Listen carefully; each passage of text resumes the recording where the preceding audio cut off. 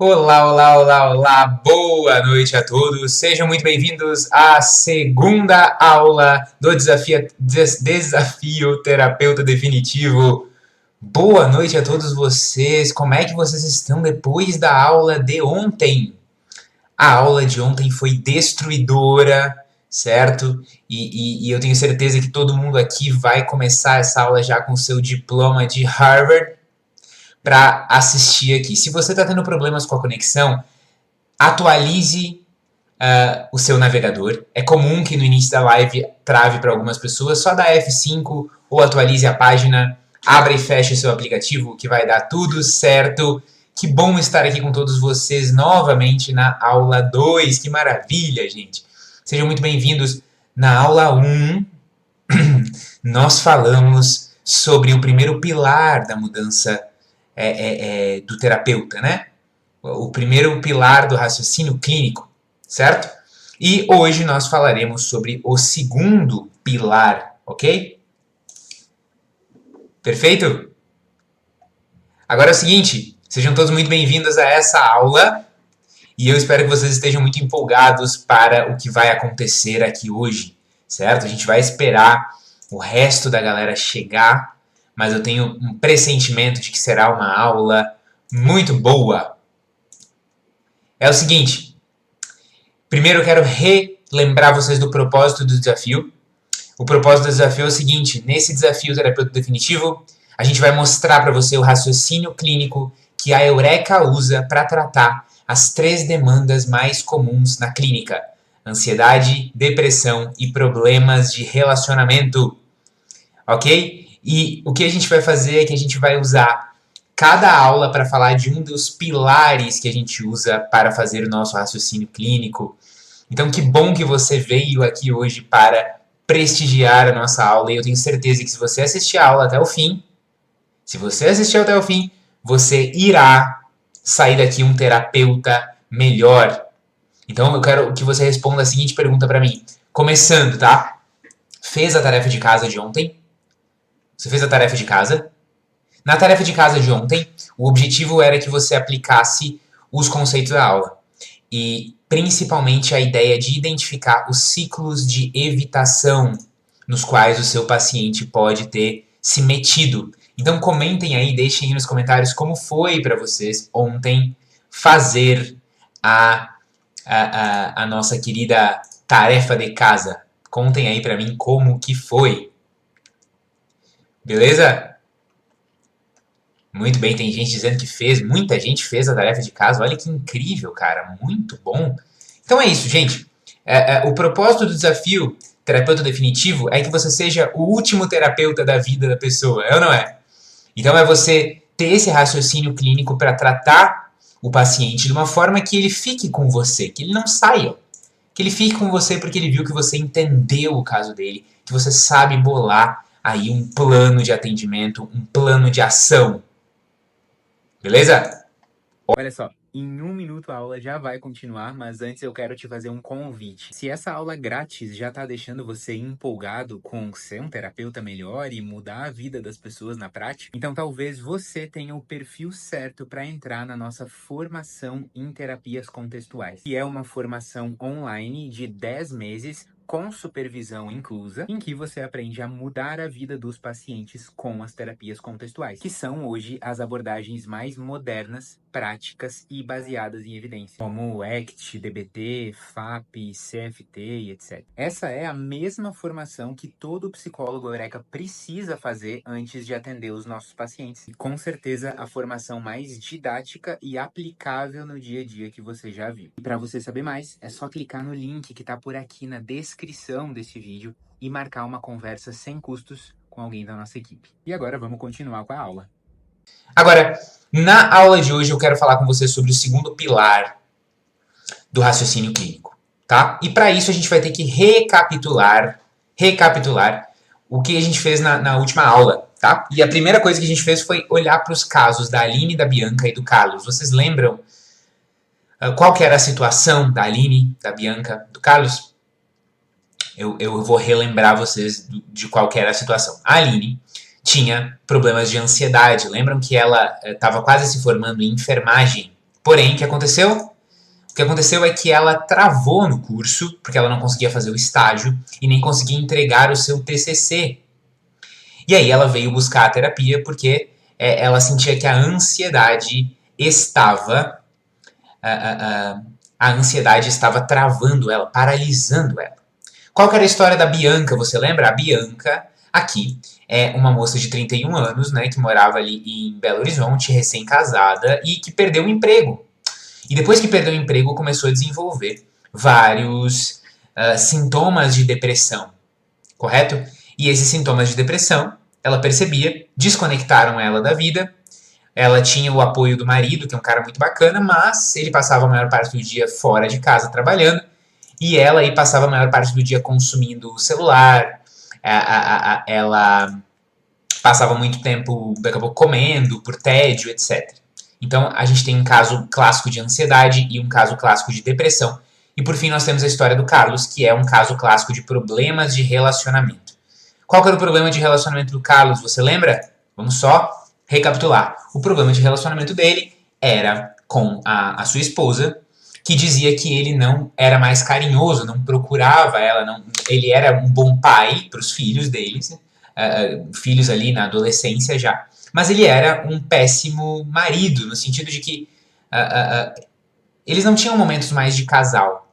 Por outro lado, ele se sentia rejeitado também, e sentia que ela não procurava ele, então a gente tinha esse embate ali, né? E o que aconteceu, gente? Na última aula, nós vimos que a primeira coisa que você tem que olhar para um caso é para o pilar do medo. Ou seja, quais situações o paciente tem evitado ou das quais ele tem fugido. Quais situações ele tem evitado, fugido. E, do outro lado, do processo oposto, é ao que o paciente precisa se expor. Ele precisa fazer mais exposição, ele precisa se expor ao quê? A quais situações ele precisa se expor e perder um pouco o medo daquelas situações. A função do psicólogo, nesses casos, em todos os casos, é entender como é que o ciclo da evitação está fazendo com que o problema piore, quais são esses da exposição, a chave da evitação. Oi, gente, pra mim não tá travando. Aqui pra mim tá 100%.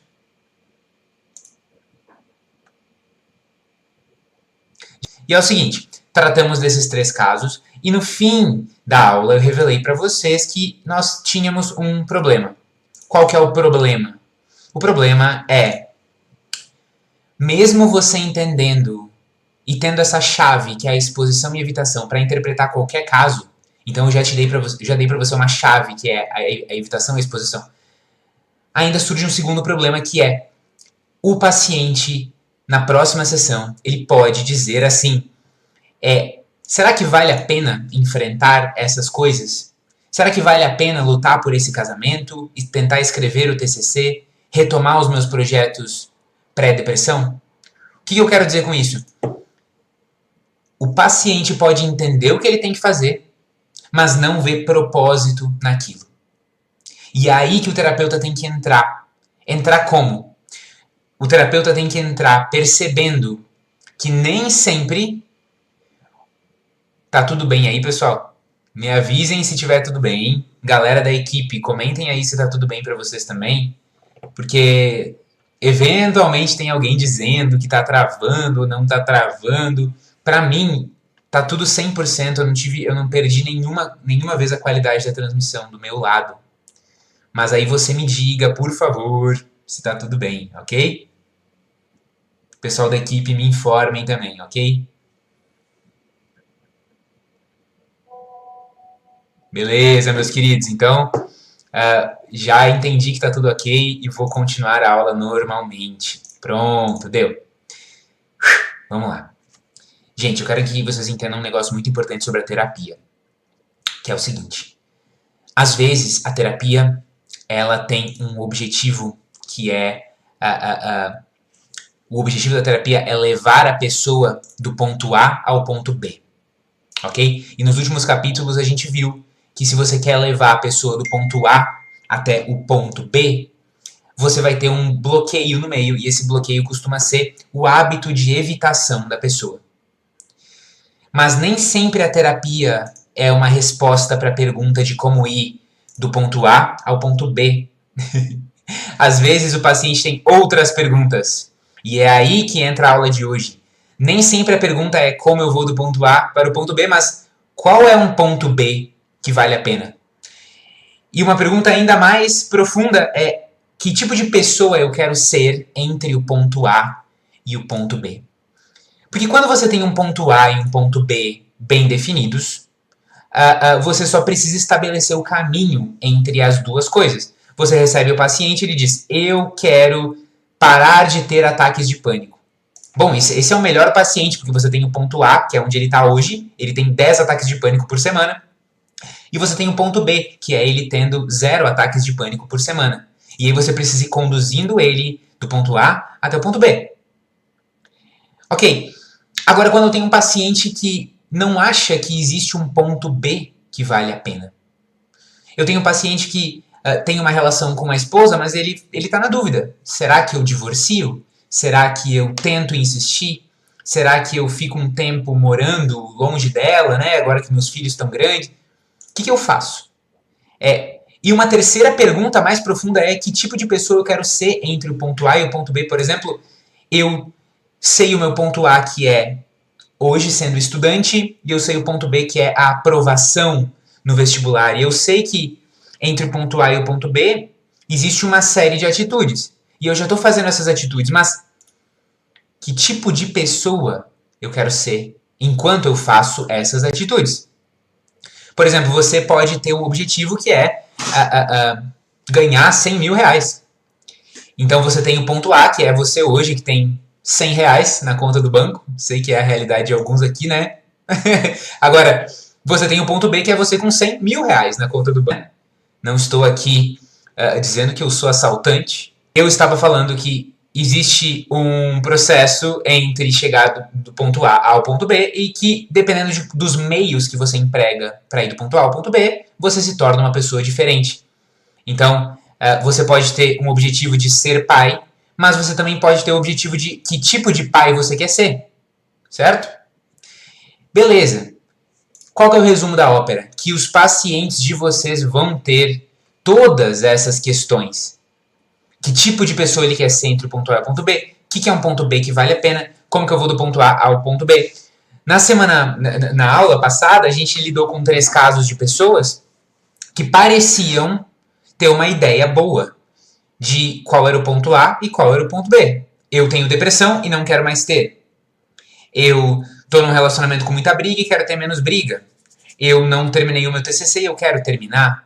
Mas e se a pessoa não tem certeza? E se ela está na dúvida de como chegar nesse ponto B? E mais do que isso, qual que é um ponto B que vale a pena?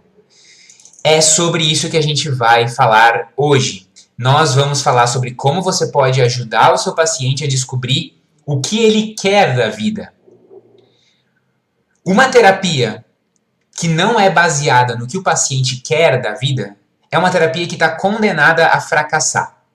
Por isso que hoje eu vou te explicar como você pode fazer uma terapia focada no que o paciente quer e ajudar o paciente, até o paciente mais confuso, até o paciente com menos clareza das coisas da vida dele, a achar uma resposta para a pergunta: qual é um ponto B que vale a pena? E que tipo de pessoa eu quero ser? Ok? Que tipo de pessoa eu quero ser indo do ponto A ao ponto B? Vamos lá então? Esta é a aula de hoje. Nós vamos começar agora e eu já quero dizer o seguinte para você. Pede pra galera aparecer na live. Vou te dar 30 segundos, você fecha o chat. Se você está no celular, você fecha o chat, clica no botão de gostei e do lado do botão de gostei tem um botão de compartilhar. Manda para todo mundo pelo WhatsApp a aula de hoje. E manda para todos os seus colegas psicólogos, seus colegas da faculdade para assistirem. Porque se a pessoa entrar ainda agora, ela consegue acompanhar a live. Se ela entrar daqui a 10 minutos, ela vai se perder. Então, eu vou pegar uma água em 30 segundos. Eu vou bem rápido, que a cozinha é aqui do lado, tá? Que eu esqueci de pegar água. Vou pegar água em 30 segundos, eu volto e você aproveita esse tempo para mandar para os seus amigos no WhatsApp, tá? Me dá 30 segundos.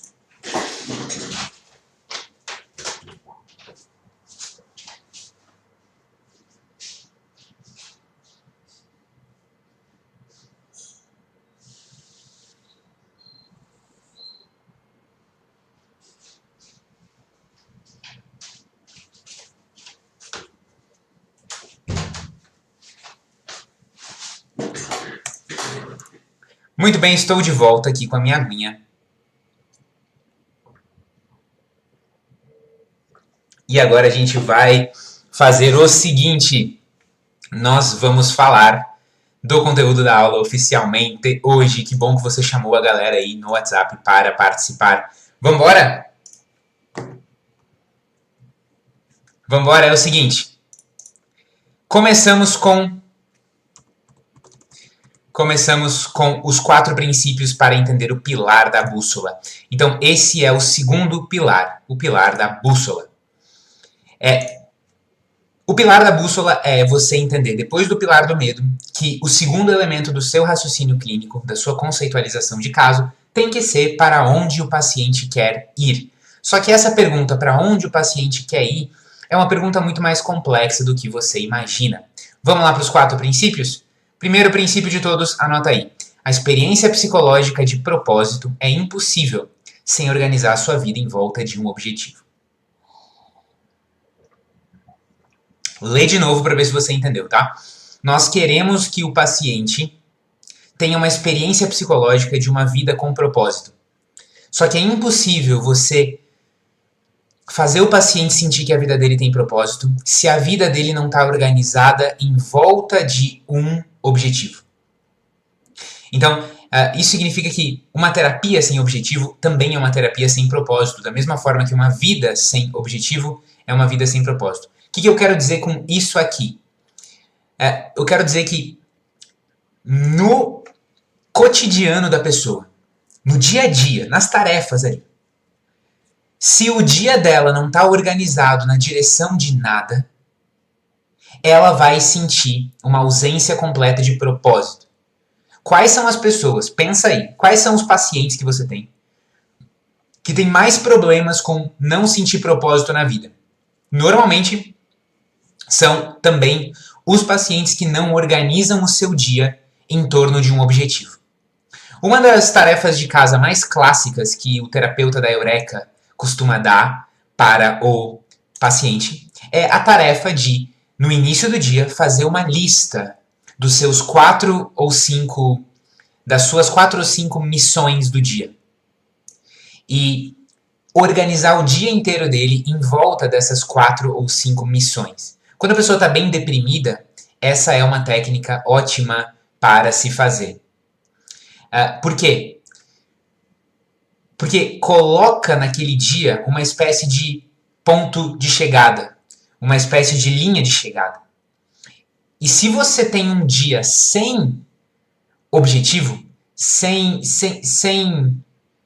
seu esforço não é na direção de nada, a tendência é que a vida da pessoa seja uma vida sem propósito, ok? Então é muito importante que você entenda o seguinte: propósito tem a ver com objetivo.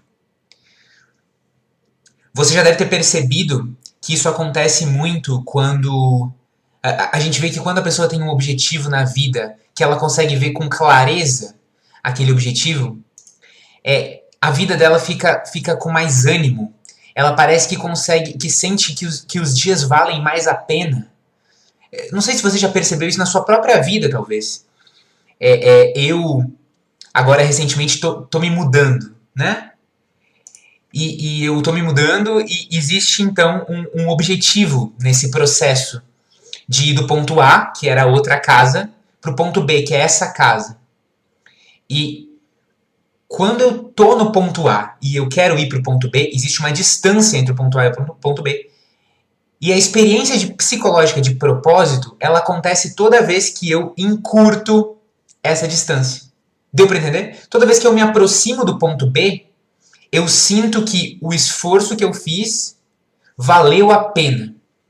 Essa ideia de valer a pena é a sensação psicológica de propósito. Eu fiz algo que me aproximou de outra coisa valiosa. Então, assim, você precisa olhar para o seu paciente deprimido, para o seu paciente ansioso, para o seu paciente com problemas de relacionamento, e você tem que entender o seguinte: falta de propósito costuma ser falta também de algum objetivo concreto que ele está tentando cumprir, certo? Ou, mesmo tendo um objetivo concreto. Eu misturei completo e concreto, ficou compreto. Tendo um objetivo, ou concreto, né?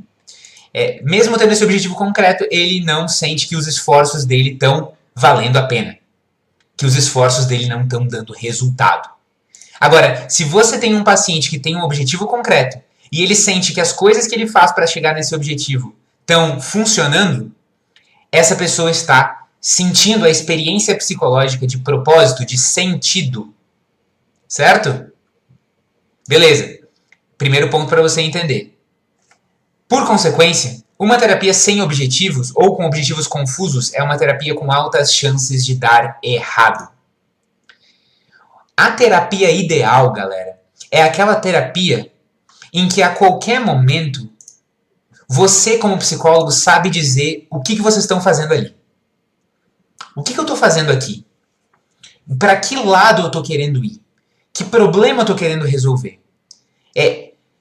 A melhor viagem é aquela em que você sabe o ponto de início, o caminho e o ponto final. Correto? E a qualquer momento você sabe dizer o quão longe você está do destino, o quão longe você está de onde você veio. E para o paciente pode ser muito frustrante a sensação de que ele não sabe o quanto ele andou, porque ele nem sabe para onde está indo. Isso acontece bastante na terapia com pacientes que vêm para buscar algum tipo de autoconhecimento, ou vêm por uma questão de ansiedade, que eles não sabem exatamente concretizar aquela demanda de ansiedade. Então o que a gente tem que fazer com o paciente é sempre perguntar o seguinte: cara, imagina que a terapia já deu certo. Como você saberia? Como a gente saberia que a terapia deu certo? Essa é uma pergunta ótima para você fazer. Como a gente saberia que a terapia deu certo? Quais seriam os sinais que nos mostrariam que a terapia deu certo? Essa pergunta já vai despertar no paciente vários sinais objetivos do que ele está querendo. A paciente vai dizer assim: quando alguém falasse mal de mim, eu não ia entrar numa crise e ter que faltar ao trabalho. Ok, uma coisa bem concreta. Se a terapia tivesse dado certo, eu ia gostar mais de mim, eu ia tirar mais tempo para me cuidar. Talvez a pessoa diga isso. Quando a terapia der certo, eu vou ter voltado a fazer exercício físico e ter voltado a ler. Certo? Bacana. Eu tenho, então, um objetivo, e esse objetivo, ele não é um objetivo confuso, mas é um objetivo concreto. Gente, qual que é a diferença entre um objetivo confuso e um objetivo concreto na terapia? Gente, a diferença é que um objetivo concreto você consegue dizer quando ele foi cumprido e quando ele não foi cumprido. Certo? Então tem gente que diz assim: o objetivo da terapia para mim é eu conseguir me amar mais. É um bom objetivo? Pode ser que sim, pode ser que sim. Mas como que eu vou saber que a pessoa já está se amando o suficiente? Eu não sei se você, como terapeuta, já se perguntou isso, mas você deveria. Como que eu sei que eu agora já me amo como eu queria me amar? Porque às vezes o paciente ele não tem um resultado concreto na cabeça dele. Ele tem um feeling na cabeça dele, uma sensação na cabeça dele. E aí, meu amigo terapeuta, você tá ferrado. Porque existe um fenômeno na cabeça do paciente que como ele não colocou um objetivo concreto, a própria mente dele, quando chega naquele objetivo mais ou menos concreto que ele imaginou, ela joga a linha de chegada mais para frente. Então, você sempre tem motivos para dizer que não está se amando o suficiente. Você sempre tem motivos para dizer que você ainda é ansioso. Então, você sempre tem motivos para dizer que a terapia não está funcionando. Agora, você quer um paciente que está sempre dizendo, ou pensando na cabeça dele, ou falando para os amigos dele que a terapia... Eu não sei se a terapia está funcionando.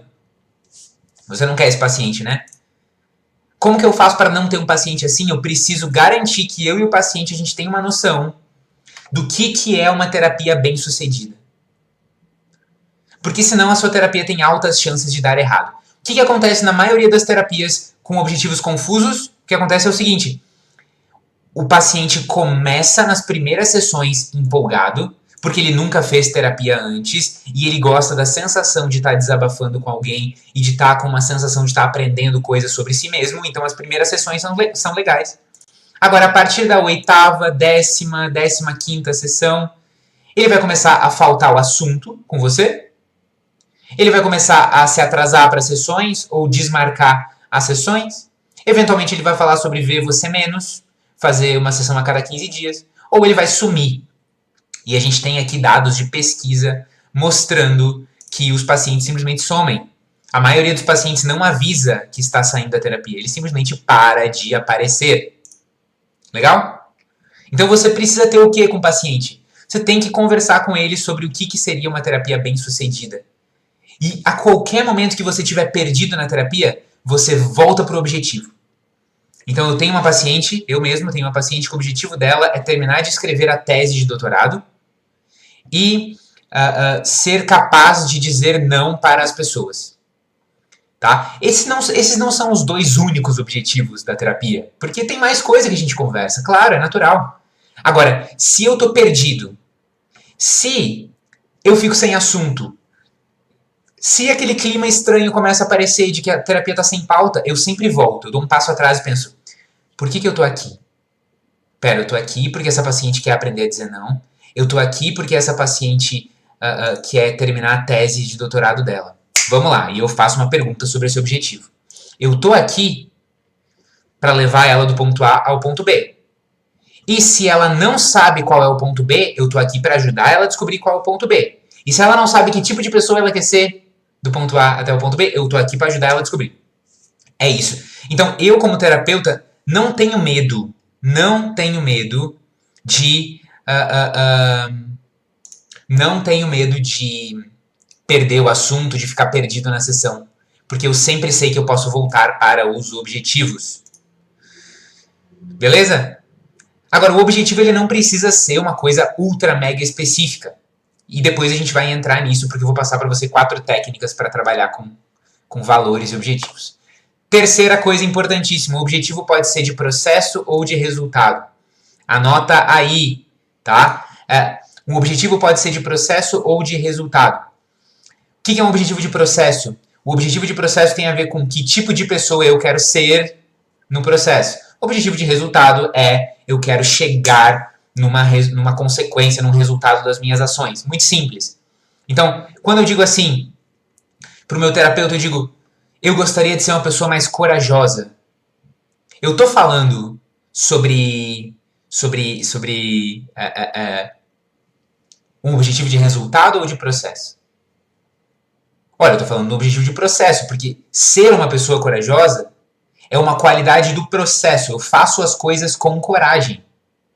Ao mesmo tempo, claro, eu posso dizer que se eu fosse corajoso, eu cumpriria certas metas.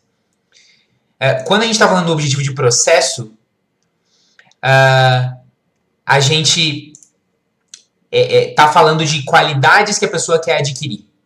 Então você vai ver muitos pacientes dizendo, eu quero ser uma pessoa mais leve. Eu quero ser uma pessoa menos preocupada. Eu quero ser uma pessoa mais amigável. Ok? Isso é um objetivo de processo. Um objetivo de resultado é, se eu fosse já mais corajoso, se eu fosse já mais leve, que tipo de coisas eu conseguiria cumprir? Que tipo de atitudes eu teria com início, meio e fim? Ok? Então, olhe para os seus pacientes de hoje e se pergunte. O paciente tem objetivos de processo, objetivos de resultado, os 2, e como que eu separaria para cada paciente que eu tenho os objetivos de processo dele e os objetivos de resultado. Digam aí. Ok?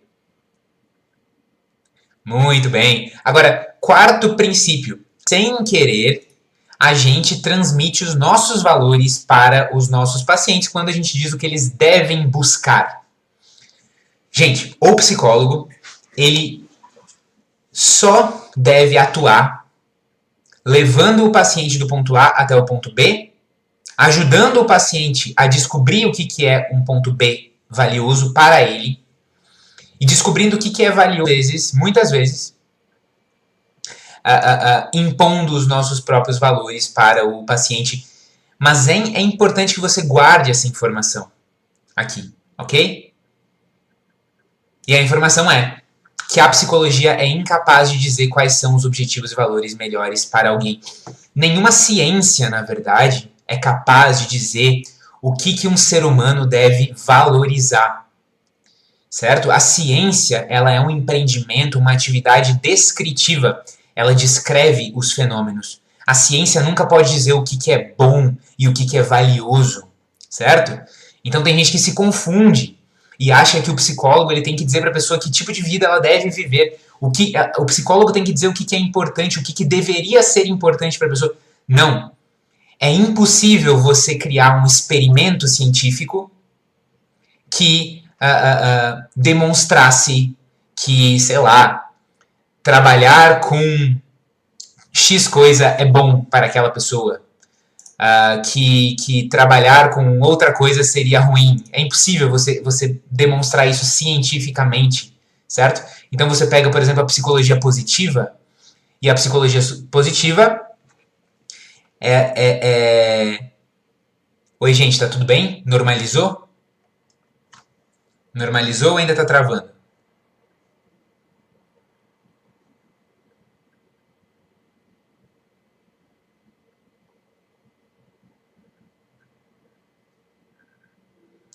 Tudo bem?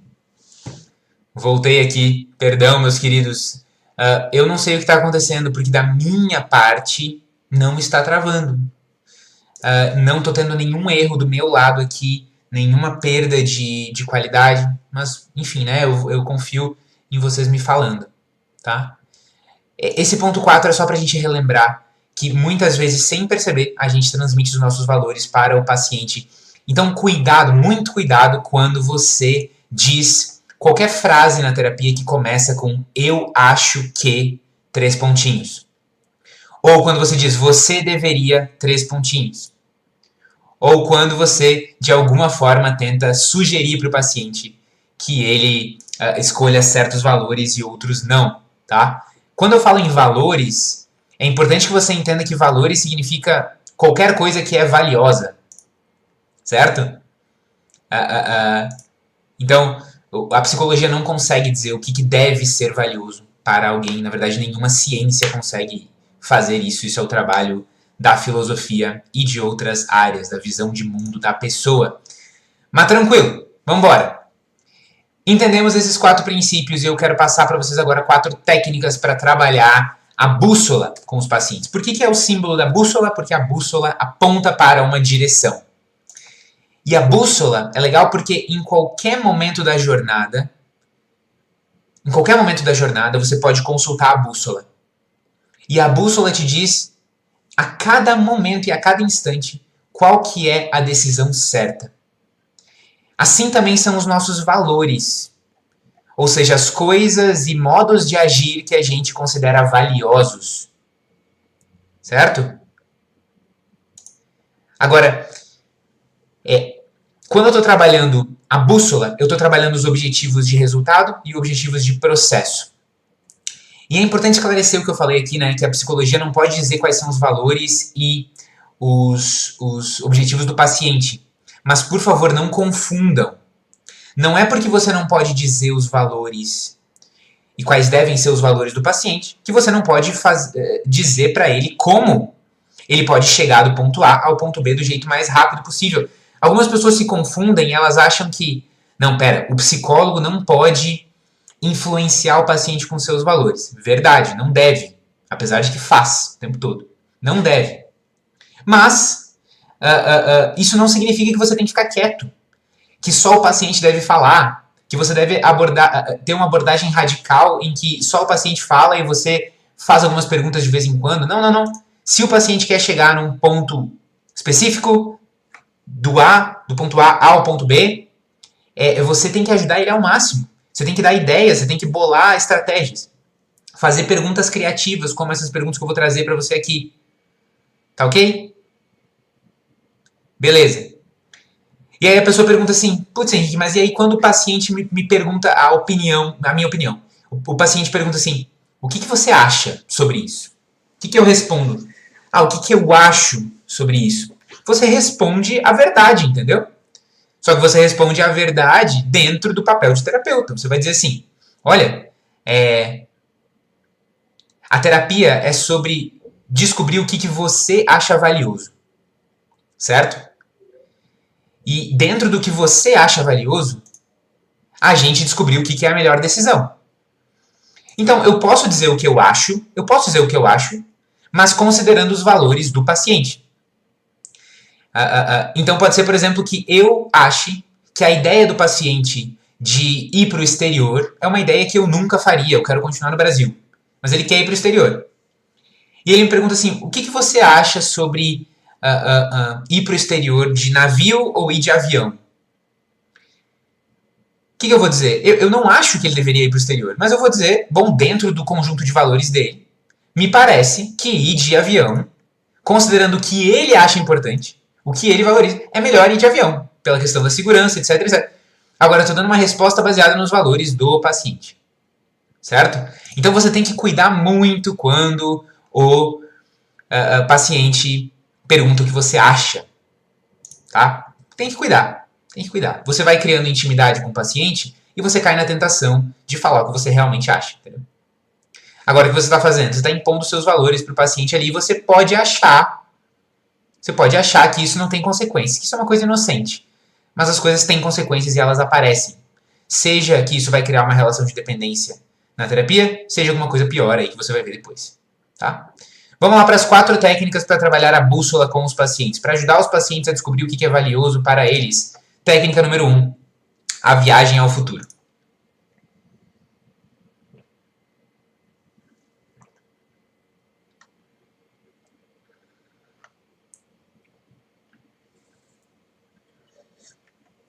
Alguém me perguntou o que eu ia falar da psicologia positiva, que as pessoas confundem, né, que a psicologia positiva é a psicologia que estuda a felicidade. Mais ou menos, né? A psicologia positiva, ela estuda as pessoas que se dizem felizes e relatam a satisfação de vida, relatam o bem-estar. Não dá para dizer que a psicologia estuda a felicidade, porque a felicidade não é algo que pode ser estudado cientificamente, né? Ela é um construto, um conceito, vamos dizer assim, filosófico. Ou, claro, você pode definir que felicidade é o que as pessoas descrevem ser subjetivamente como felicidade. Mas a gente tem que cuidar muito quando a gente mistura essas duas coisas, entendeu? Vamos lá. Primeiro, viagem ao futuro. Essa é a técnica que eu cheguei a comentar por cima antes com vocês, que é a seguinte. Pergunta para o paciente a seguinte pergunta. Imagina que a gente viajou no futuro para daqui 6 meses ou para daqui a 1 ano e você descobre que a terapia deu muito certo. O que aconteceu? Primeiro, como você sabe que a terapia deu certo? E segundo, o que aconteceu? Esse é o tipo de pergunta que a gente faz para descobrir o que o paciente espera da terapia em termos concretos. E se ele te der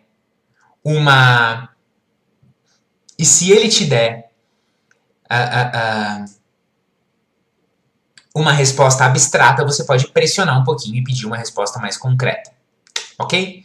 Essa é uma pergunta que eu sempre faço aos pacientes no início da terapia, quando eles estão confusos sobre o objetivo da terapia. Imagina que a terapia deu certo e o que aconteceu. Agora, segunda, a estratégia, a pergunta da fada madrinha. Não sei se vocês conhecem essa, mas é uma que eu já tinha comentado numa outra aula, num outro desafio. Talvez a galera aí do mais antiga da Eureka lembrem. Essa é também uma técnica que vem da Brief Therapy, Solutions Focused Brief Therapy, que é a terapia breve focada em soluções. E essa terapia breve é, como o próprio nome diz, super rápida. E uma das técnicas no centro dessa terapia é a pergunta da fada madrinha. E a pergunta da fada madrinha é mais ou menos assim, tá? Você pergunta para o paciente, imagina que hoje, sem você perceber, enquanto você dormia, a sua fada madrinha magicamente resolveu esse problema que trouxe você à terapia. Amanhã, quando você acorda, quais sinais você percebe que fazem você suspeitar de que algo aconteceu? Vou repetir, tá? Imagina que hoje, sem você perceber, enquanto você dormia, a sua fada madrinha magicamente resolveu esse problema que trouxe você à terapia. Amanhã, quando você acorda, quais sinais você percebe que fazem você suspeitar de que algo aconteceu? Eu lembro que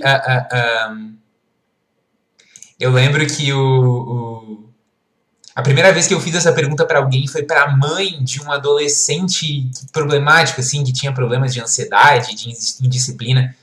E ela falou para mim assim: se isso acontecesse, eu acho que no dia seguinte eu ia acordar e eu já ia ver meu filho preparando o café da manhã. Eu não ia ter que levantar ele para ir para a escola. Depois eu ia ver que eu já tinha colocado todas as coisas prontas para começar a fazer o almoço. Né? São respostas maravilhosas de atitudes, de comportamentos que você pode começar a trabalhar com o paciente. Então você pode, depois dessa resposta, que ela mostra os sinais concretos no cotidiano, esse é o legal da resposta, ela mostra como seria o cotidiano transformado daquela pessoa, você consegue pegar coisa por coisa e tentar se aprofundar ali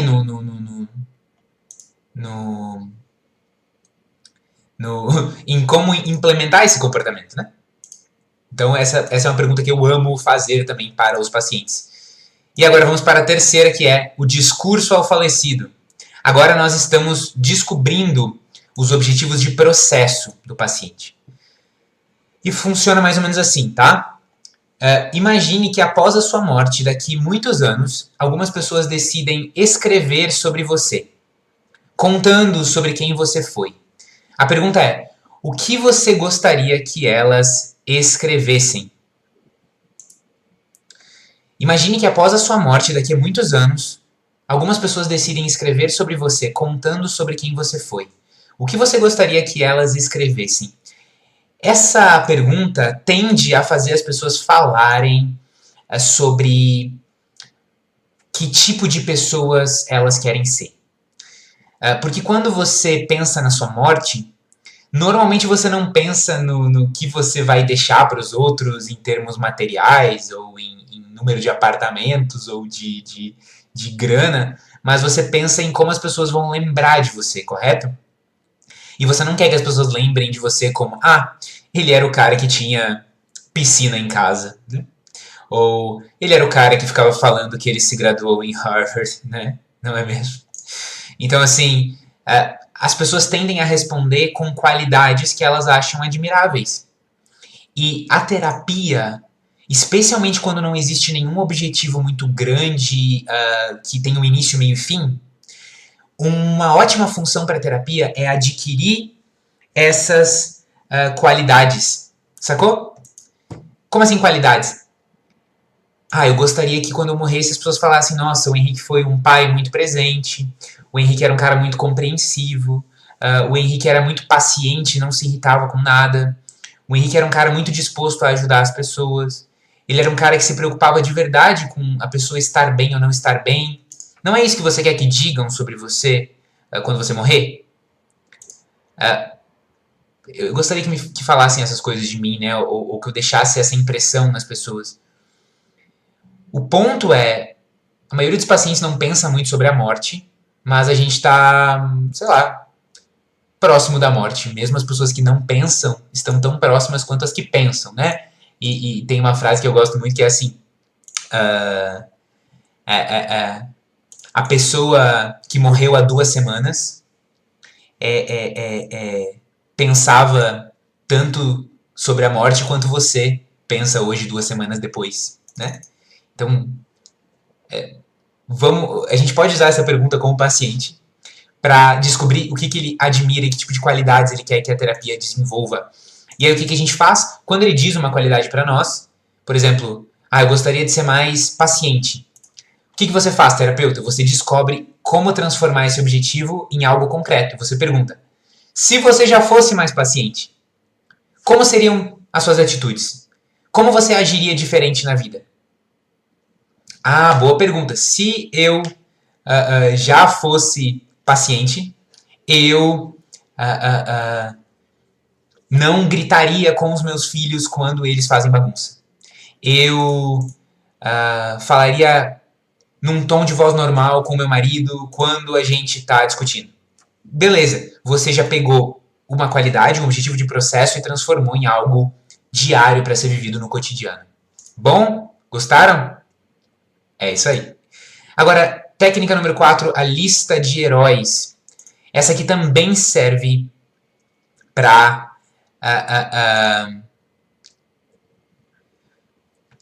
essa aqui também serve para você descobrir quais são os objetivos de processo, quais qualidades essa pessoa quer desenvolver, e você pergunta para ela assim, ó, se você tivesse que escolher 4 ou 5 pessoas que são heróis para você, desde pessoas reais até personagens fictícios, quem seriam e por quê?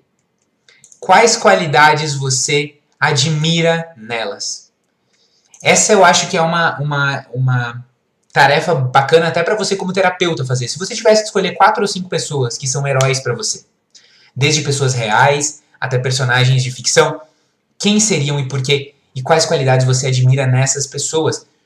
Quando a gente olha para as pessoas que a gente mais admira, é aí que a gente vê um reflexo de quem a gente poderia ser. Boa essa, né? Nas pessoas que você admira, você enxerga um reflexo do que você ainda não é, do que você poderia ser. E o que é a terapia se não esse processo de transformar a pessoa que ainda não é alguma coisa em alguma coisa? É? Não é? Então, você, para descobrir o objetivo da pessoa, tem muitas cartas na manga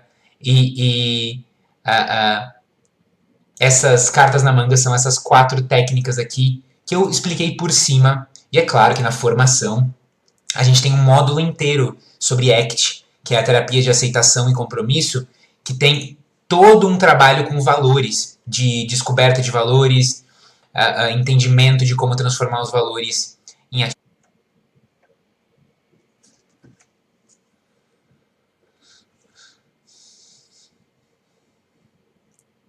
Beleza, voltamos, né? Eu sei que de vez em quando ele dá uma travadinha, não tem problema, fiquem tranquilos.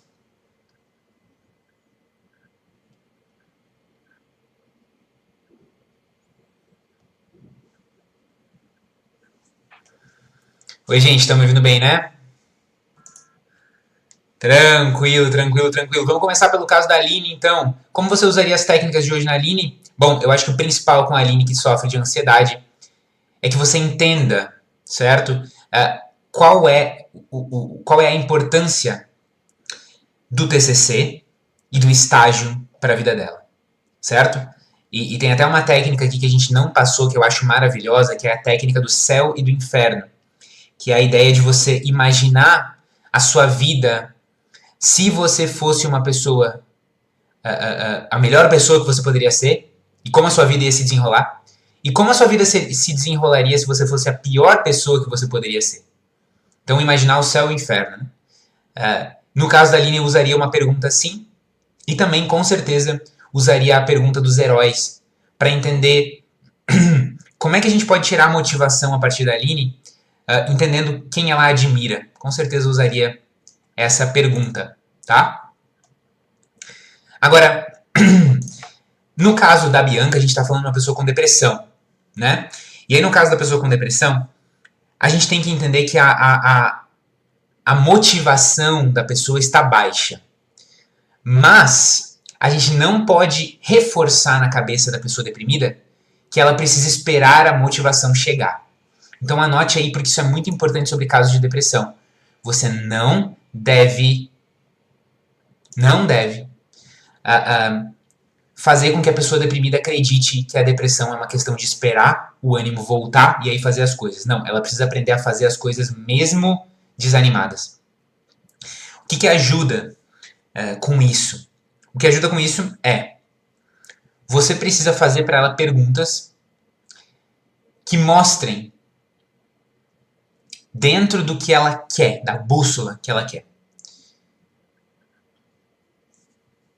Se ela é capaz de fazer as coisas, mostrem que ela é capaz de fazer as coisas mesmo quando internamente ela não quer. Então, uma coisa que eu sempre faço com a pessoa deprimida para motivar é perguntar para ela assim: olha, eu sei que você não sente ânimo para as coisas, tá? Mas teve algum momento na sua vida em que, por exemplo, você não sentiu vontade de levantar da cama, mas você levantou? Aí a pessoa vai dizer sim, acho que teve. Teve algum momento na sua vida em que você sentiu vontade de bater em alguém de muita raiva e não bateu? E a pessoa vai dizer, bom, sim, teve. E aí você diz o quê? Isso quer dizer que você tem a capacidade, por mais que seja muito difícil, você tem a capacidade de fazer as coisas, mesmo quando tudo manda você não fazer. E com a depressão é parecido. A pessoa tem que entender que mesmo sem nenhuma vontade de fazer as coisas, ela pode fazer. Por quê? Porque o corpo dela, o ânimo dela não necessariamente manda no que ela faz. E a prova disso é que ela já fez isso muitas vezes, o que a gente chama de ação oposta, ela já fez isso muitas vezes. No caso do Carlos, aqui a gente está falando sobre um relacionamento. E quando a gente fala de relacionamento, é importante entender como o relacionamento está relacionado aos valores do Carlos. Então, que tipo de coisas são importantes para ele e que tipo de valores ele compartilha com a sua parceira, né, sua esposa. Uma pergunta que eu faria pro Carlos nesse sentido é, cara, vamos fazer a imaginação. Vamos imaginar que você continua, vamos imaginar uma realidade paralela em que você continua com ela e uma outra realidade paralela em que você se separa da sua mulher. E vamos imaginar essa realidade paralela daqui a 5 meses, 5 anos e 20 anos, 25 anos. Tá? E muitas vezes o que a gente vê é que o paciente ele vê um resultado positivo daqui a 5 meses, mas quando ele para pensar daqui a 5 anos, é diferente. E daqui a 25 anos, é pior ainda. Ou o contrário. Ele vê que alguma coisa que ele vai decidir daqui a 5 meses é ruim, mas daqui a 5 anos é muito bom. E daqui a 25 anos é ainda melhor. Então você pode experimentar essa técnica. Essa eu com certeza usaria com o Carlos para que ele entendesse o que é importante para ele nessa coisa toda. Né? Com certeza eu olharia para a história dos dois também. Agora vamos lá, que eu vou continuar a história para vocês. Opa! O desafio... Perdão. Volta. Fica aqui comigo. Eu só quero dizer o seguinte. A história continua, tá? E amanhã a gente vai ter o grande finale dessa história. Porque olha o que aconteceu. A Aline, a Bianca e o Carlos fizeram os exercícios, as 4 técnicas durante a própria sessão. E muita coisa ficou clara nas suas cabeças. A Aline agora está decidida a terminar o TCC. A Bianca quer retomar as amizades que ela perdeu. E o Carlos quer aprender a discutir a relação sem brigar. Eles decidiram que eles querem isso. Alguns minutos antes da sessão acabar, porém, todos eles trazem a mesma pergunta. Todos eles trazem a mesma pergunta e a pergunta é: eu quero muito isso, mas como é que eu faço mesmo? Como que se faz isso? E aí a gente vai entender o seguinte, meus queridos, é a última peça do quebra-cabeça. Mesmo um paciente motivado e que entende a necessidade de enfrentamento, ele ainda precisa saber como se faz aquilo. Ele precisa saber o passo a passo de adquirir aquela habilidade. E é sobre isso que a gente vai falar na aula final. Então, já entendemos que o paciente precisa se expor e precisa ter consciência da sua evitação. Em segundo lugar, já aprendemos que o paciente precisa entender o que é importante para ele, tanto objetivos de processo quanto objetivos de resultado. E amanhã a gente vai entender quando ele tem um objetivo, quando ele sabe que aquilo é valioso, quando ele sabe que ele tem que se expor, tá, mas como que eu faço? Por exemplo, um paciente tímido, ele pode querer muito socializar, mas não saber puxar assunto. O paciente ansioso, ele pode querer muito enfrentar o seu medo de falar em público, mas não saber ensaiar.